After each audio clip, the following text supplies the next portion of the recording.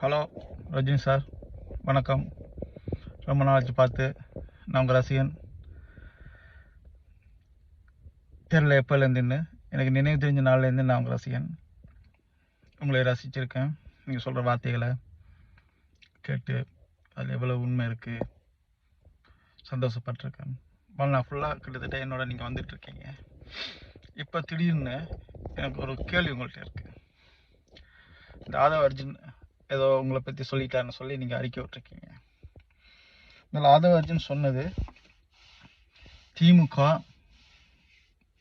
செய்கிற தப்பை தான் சொன்னார். உங்களை பற்றி ஒன்றுமே சொல்லலை. ஒரு வேளை அவர் சொன்னதில்ல ரஜினியை திராவிட கட்சி பயமுறுத்திருக்காங்க, மிரட்டியிருக்காங்க அப்படின்னு உங்களுக்கு தோணுச்சுன்னு சொன்னால் அதுக்கு நீங்கள் என்ன சொல்லியிருக்கணும்?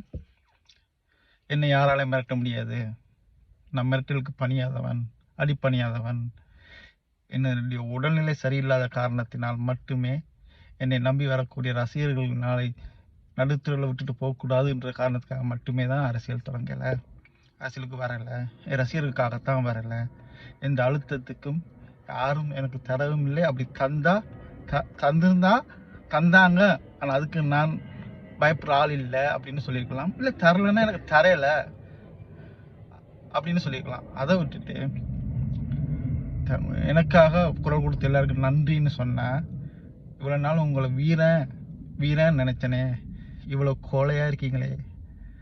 நிறைய கேள்வி என்ன இருக்குது, கேட்டேன்னா ரொம்ப கவலைப்படுவீங்க.